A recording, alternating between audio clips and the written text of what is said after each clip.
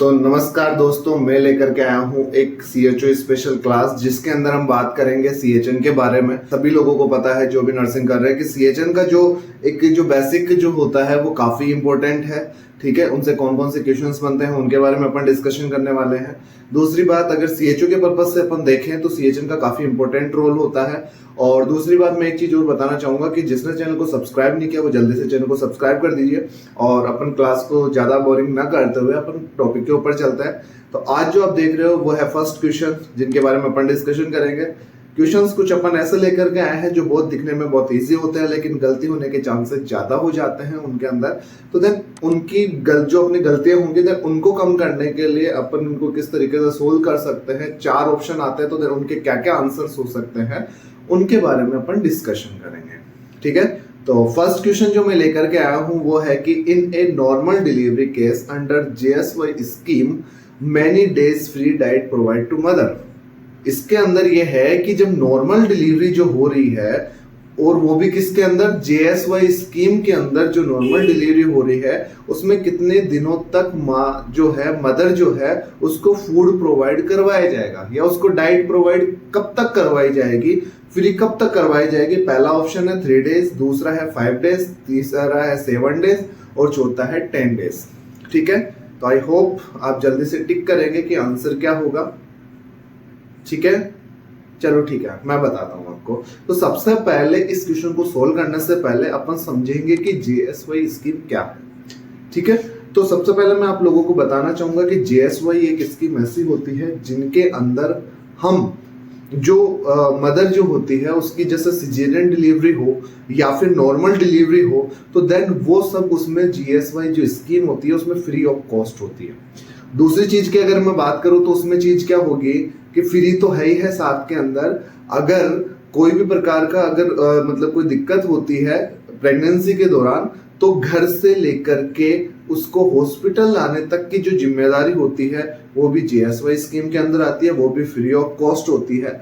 उसके अलावा अगर अपन बात करें कि ड्यूरिंग प्रेगनेंसी और जिस टाइम पे डिलीवरी हो रही है उस टाइम पे अगर कोई भी प्रकार का जांच वगैरह अगर वो करवाई जा रही है तो वो भी क्या होती है, फ्री ऑफ कॉस्ट होती है। ठीक है, एंड देन अपना जो पॉइंट जो आंसर है वो अब यहाँ पे आएगा कि जो नॉर्मल डिलीवरी होती है और सिजेरियन डिलीवरी होती है दोनों के बारे में आपको पता है। तो जो नॉर्मल डिलीवरी होगी अगर किसी भी फीमेल को या किसी भी मदर को, तो उसके अंदर 3 डेज तक फ्री डाइट मदर को प्रोवाइड करवाई जाती है। लेकिन अगर वो क्या हो कि उसकी जो अगर डिलीवरी है वो सिजेरियन तरीके से करवाई जाएगी तो वहां पे उसको 7 डेज का टाइम लगेगा। आई होप आपको आपका क्वेश्चन का आंसर मिल गया होगा, साथ ही साथ आपको JSY जो स्कीम है उसके बारे में भी आपको पता चल गया होगा। ठीक है, तो उम्मीद करता हूं दोस्तों अपन सेकेंड क्वेश्चन के ऊपर चलेंगे। तो सेकेंड क्वेश्चन वो है कि the other name of vitamin C। ये काफी बच्चों को पता है कि विटामिन C जो है उसका अदर नाम क्या है। पहला ऑप्शन है फोलिक एसिड, दूसरा ऑप्शन है एस्कॉर्बिक एसिड, तीसरा ऑप्शन है पैंथोथेनिक एसिड और चौथा है निकोटिनिक एसिड। ठीक है, तो आई होप बहुत से बच्चों ने आंसर्स भी दे दिया होगा कि इसका आंसर क्या जाएगा। तो देन अपन इसके रिलेटेड और क्या क्या चीजों के बारे में डिस्कशन कर सकते हैं। फोलिक एसिड जो होता है उसके लिए कौन सा विटामिन होता है, तो उसके लिए मैं बताना चाहूंगा विटामिन B9 जो होता है वो फोलिक एसिड को डिनोट करता है। एस्कॉर्बिक एसिड है वो विटामिन C को डिनोट करता है। इसेनिक जो एसिड होता है उसको अपन B5 के द्वारा उसको डिनोट करते हैं। निक एसिड है या नियासिन जिसको अपन बोलते हैं उसको विटामिन B3 के द्वारा डिनोट करते हैं। तो देन इसके अंदर आपका आंसर जो जाएगा वो आएगा विटामिन। क्वेश्चन के अंदर आते हैं कि विटामिन B6 जो होता है उसको किस नाम से जाना जाता है। Vitamin B6 also known as riboflavin, thiamine, pyridoxine या फिर नियासिन। मैं बात करूंगा विटामिन A की। तो विटामिन A की अगर अपन बात करें तो उसको अपन बोलते हैं रेटिनॉल। क्या बोलते हैं, रेटिनॉल के नाम से उसको जाना जाता है। विटामिन B1 को क्या बोलते हैं, थायामीन। उसको क्या बोलते हैं, थायामीन। ठीक है, और इसके अलावा विटामिन B6 जो इसके अलावा विटामिन B6 है उसको अपन बोलते हैं पायरिडॉक्सिन।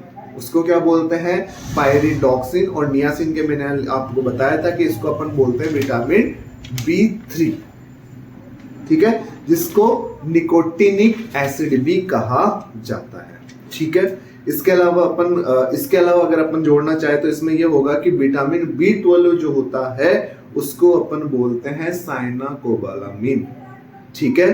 तो आई होप एक क्वेश्चन से आपको काफी क्वेश्चंस समझ में आ रहे होंगे, और मैं 100% गारंटी दे रहा हूं कि ये जो CHN की जो मैं क्लास लेने जा रहा हूं या जो क्वेश्चन सोल्व करवा रहा हूं उनमें कम से कम 4 से 5 क्वेश्चंस आपको देखने को मिलेंगे, ठीक है। तो देन नेक्स्ट क्वेश्चन की तरफ बढ़ते हैं अपन। अगला क्वेश्चन आता है कि processed food generally lack of, जो प्रोसेस्ड फूड होते हैं उनके अंदर किस चीज की कमी होती है, ठीक है। तो देन फर्स्ट है फाइबर, दूसरा है मिनरल्स, तीसरा है स्टार्च और चौथा है आपका विटामिन, ठीक है। कि ऐसे कौन से आपके फूड्स हैं जिनके अंदर कमी होती है, किस चीज की कमी होगी, ऐसे फूड जिनके अंदर आपको शुगर लेवल की मात्रा की बात करें अपन, ठीक है, वो उसके अंदर कम होगी, और फैट की मात्रा उसके अंदर कम होगी, प्रोटीन्स वगैरह की मात्रा कम होगी। तो ऐसे जो फूड होंगे वो कौन से होंगे, तो उनके लिए आते हैं अपने माइक्रोन्यूट्रिएंट्स। कौन से आते हैं, माइक्रोन्यूट्रिएंट्स की बात करें। आई होप अगले क्वेश्चन के ऊपर चलते हैं कि what is an example of nosocomial infection except. देखो ढंग से पढ़ना, यहाँ पे सबसे ज्यादा गलती करने के चांसेस यहाँ पे हो जाते हैं कि what is an example of nosocomial infection except, मतलब इनमें से ऐसा कौन सा है, ठीक है, कि जिसको जैसे यूटीआई, इसमें जैसे आपने देखा पहले यूटीआई होता है कि इसमें मोस्ट कॉमन जो नोसोकोमिकल जो इन्फेक्शन होता है उसका मोस्ट कॉमन जो होता है वो होता है यूटीआई, ठीक है, इसलिए उसने ऊपर दिया है। तो इसलिए मैं कहना चाहूंगा कि जल्दी से जल्दबाजी ना करें, ढंग से क्वेश्चन को पढ़े कि उसमें पूछ रहा क्या है। इसमें से ऐसे इन्फेक्शन को नोट नहीं कर रहा है, पहला है यूरिनरी ट्रैक्ट इन्फेक्शन, ये होता है, हेपेटाइटिस सी ये भी हो सकता है, हेपेटाइटिस बी ये भी हो सकता है, लेकिन इरिटेबल बाउल सिंड्रोम जो होगा वो हॉस्पिटल एक्वायर्ड इन्फेक्शन आपको देखने को नहीं मिलेगा, ठीक है। तो नोसोकोमिकल इन्फेक्शन क्या होता है कि अगर अपन किसी भी हॉस्पिटल में स्टे करता है ड्यूरिंग 48 आवर्स के दौरान अगर अपन को किसी भी प्रकार का इन्फेक्शन होगा देन अपन उसको क्या बोलते हैं, नोसोकोमिकल इन्फेक्शन अपन उसको बोल सकते हैं, ठीक है। देन नेक्स्ट क्वेश्चन की बात करें अपन कि sex ratio is used to describe the, कि सेक्स रेशियो जो होता है वो क्या होता है, पहला है नंबर ऑफ मेल्स पर 1000 फीमेल्स, ठीक है। आप सभी लोगों को पता है, अगर आपको समझाना चाहूँ, एक छोटी सी ट्रिक देना चाहूँ तो मैं ये कह सकता हूँ कि सेक्स रेशियो जब भी निकाला जाता है वो लड़कियों का अनुपात निकाला जाता है। आ रही बात समझ में, किसका, लड़कियों का।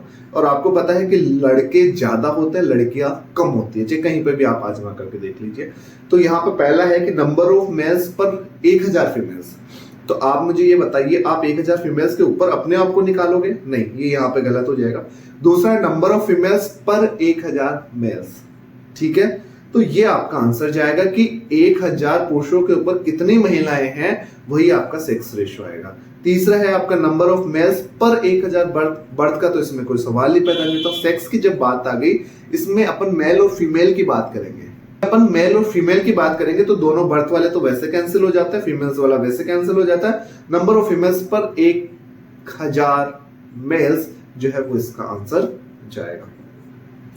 अगला क्वेश्चन है कि waste generated from disposable items such as tubing bottles, IV tubes and sets catheter should be segregated in, कि जो वेस्ट जनरेट हो रहा है, ठीक है, और जो डिस्पोजेबल आइटम्स है जैसे कि रबर की ट्यूब जो आती है, ट्यूबिंग बॉटल्स वगैरह हो गई, आईवी ट्यूब्स वगैरह हो गई, एंड सेट्स हो गए, कैथेटर हो गए, तो उनको हम किसमें सेग्रेटेड करेंगे, हम उनको किसके अंदर मतलब अलग करेंगे, तो वो कौन सा बायोमेडिकल वेस्ट का अंदर आएगा। पहला है येलो, दूसरा है रेड, तीसरा है व्हाइट और चौथा है ब्लू, ठीक है। तो मैं आपको पहले एक काम करता हूं, लेकर के जाता हूं बायोमेडिकल वेस्ट पे, ठीक है, कि बायोमेडिकल वेस्ट क्या होता है। बायोमेडिकल वेस्ट की अगर अपन जनरली बात करें तो बायोमेडिकल वेस्ट एक ऐसा वेस्ट होता है जो हॉस्पिटल में ट्रीटमेंट के दौरान जनरेट किया जाता है या उस दौरान वो क्रिएट होता है, ठीक है, उसको अपन क्या बोलते हैं, बायोमेडिकल वेस्ट बोलते हैं। किसी भी हेल्थ फैसिलिटी सेंटर के ऊपर ट्रीटमेंट के दौरान जो वेस्ट जनरेट होगा उसको अपन बोलेंगे बायोमेडिकल वेस्ट। ठीक है, इसके अलावा क्या होगा कि यहाँ पे अपन को 4 कैटेगरीज अपन दे देते हैं। पहली बात करते हैं अपन येलो की बात कर लेंगे, तो येलो के अंदर ह्यूमन एनाटॉमिकल जो वेस्ट आएगा वो सब येलो के अंदर डाला जाएगा। इसके अलावा अगर मैं बात करूं तो मैं ये कह सकता हूं कि इसके अंदर जो भी आप ड्रेसिंग का सामान करोगे, वुंड या घाव वगैरह का जो भी आप काम करोगे, वो सारा वेस्ट किसके अंदर आएगा? येलो के अंदर आएगा। दूसरी बात करते हैं अपन रेड की, तो रेड के अंदर जो भी प्लास्टिक की बोटल्स, कैथेटर, गाउन मतलब कि जो दस्ताने वगैरह होते हैं, ठीक है, वो सब किसके अंदर आएंगे? आपके कलर के कंटेनर के अंदर आएंगे। और दूसरी चीज मैं आपको बता दूं कि कोविड के दौरान जो भी आपने देखा, कोविड के दौरान जो भी आप लोगों ने देखा कि जो आप पीपी किट जो पहन रहे थे वो भी रेड के अंदर आपको डिस्पोज करना होता है। ठीक है, तो एक क्वेश्चन यहां से जनरेट हो जाता है कि कोविड के टाइम पे जो पीपी किट जो था वो किसके अंदर डिस्कार्डेड किया जाता है, तो देन वो आपका रेड कलर का जो आपका कंटेनर है उसके अंदर वो डाला जाएगा। उसके अलावा अपन बात करते हैं व्हाइट की। ठीक है, तो व्हाइट कलर का जो उसमें कंटेनर रखा जाता है उसके अंदर आप क्या करोगे कि जो भी शार्प इंस्ट्रूमेंट्स हैं, जैसे कि आप निडल्स वगैरह की बात कर लीजिए, आप ब्लेड्स वगैरह की बात कर लीजिए, तो देन वो सारा किसके अंदर जाएगा? व्हाइट के अंदर जाएगा। और मैं बात कर देता हूँ लास्ट एंड ब्लू की, तो ब्लू के अंदर क्या जाता है कि जो भी कांच की वायल्स, बोटल्स, एम्पुल्स वगैरह जो होते हैं, टूटा हुआ कांच की वायल्स वगैरह होती है, वो सब किसके अंदर जाता है? ब्लू के अंदर जाता है। तो इसमें पूछ रहा था such as tubing bottles, IV tubes and sets, ठीक है, और कैथेटर्स, वो सब किसके अंदर जाएंगे? रेड के अंदर जाएंगे। ठीक है, यहां से एक क्वेश्चन जरूर बनता है। अगला जो क्वेश्चन है वो है कि both birth and death are to be registered within how many days. ठीक है, कि बर्थ और डेथ का जो रजिस्ट्रेशन किया जा रहा है वो कितने दिन के अंदर हो जाना चाहिए? तो पहला है 1 मंथ, दूसरा है 1 साल, तीसरा है 45 दिन और चौथा आता है 21 डेज। वो तो आप सभी को पता है कि पहले 7 और 14 का था, लेकिन अब इन सबको हटा करके डायरेक्ट कितना कर दिया है? आपको 21 डेज का कर दिया। चाहे बर्थ सर्टिफिकेट हो, चाहे डेथ सर्टिफिकेट हो, आपको नेसेसरी कर दिया जाता है कि 21 डेज के अंदर आपको ये बनवाना होता है। ठीक है, तो अगला क्वेश्चन है कि the first complete census of India was conducted in, कि फर्स्ट जो कंप्लीट सेंसस मतलब अच्छे तरीके से जो किया गया जो सेंसस जो था इंडिया के अंदर, वो पहली बार कब था?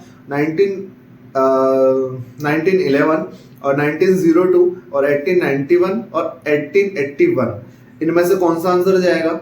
तो इसके लिए अगर अपन बात करें तो आपको पता है कि जो सेंसस लिया जाता है, जनगणना जो की जाती है, आपको पता है कि 10 सालों से की जाती है।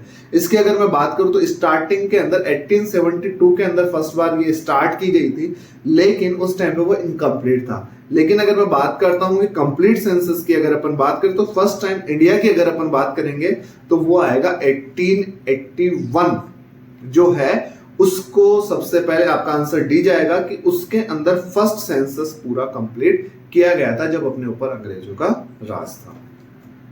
क्वेश्चन के ऊपर चलते हैं कि 1 community health centres service for every, मतलब कितनी लोगों की पॉपुलेशन के ऊपर ये आपकी CSC काम करती है। 80,000 से लेकर के 1,00,000 पॉपुलेशन, दूसरा है 40,000 से लेकर के 1,20,000 की पॉपुलेशन, तीसरा है 70,000 से लेकर के 1,20,000 की पॉपुलेशन, अगला आता है 60,000 से लेकर के 1,20,000 की पॉपुलेशन। तो आपको मैं बता दूं कि 80,000 की जो पॉपुलेशन होगी, जो हिली एरियाज होंगे, उनके अंदर CSC बनाया जाता है। इसके अंदर कि हाईली जो है हिली एरिया है, पहाड़ी जो क्षेत्र है, उनके अंदर 80,000 की जो पॉपुलेशन होगी उसके ऊपर आपको CSC देखने को मिलेगा। और अगर कोई प्लेन एरिया है उसके अंदर आपको 1,20,000 की जो पॉपुलेशन होगी उसके ऊपर आपको ये चीजें देखने को मिलेगी, वहां पे आपको CSC देखने को मिलेगा। आई होप बच्चों, मैं उम्मीद करता हूं दोस्तों कि आपको ये क्लास काफी अच्छी लगी होगी, काफी ऐसे नए नए डाटा आपको मिले होंगे। और ऐसी ही क्लास को देखने के लिए, ऐसे ही मेरे साथ जुड़ने के लिए आप मेरे चैनल को सब्सक्राइब कर, वीडियोस हैं वो मैंने आपको डाल रखी है, तो देन आप उनको भी जाकर के विजिट करिए, देखिए कि कैसा क्या उसके अंदर मैटर आपको मिलता है। मेरा जो टेलीग्राम का जो चैनल है वो आपको मेरे इसके अंदर लिंक के अंदर आपको मिल जाएगा, तो जाकर के वो आप चैनल को ज्वाइन कर लीजिए, वहां पे भी आपको अपडेट्स वगैरह मिलती रहेंगी। इसके अलावा अगर मैं बात करूं तो जिस तरीके से आपने को मेरे को प्यार और सपोर्ट दिया है उसके तहे दिल से धन्यवाद, और उम्मीद करता हूं कि ऐसे ही प्यार और सपोर्ट बनाए रखेंगे।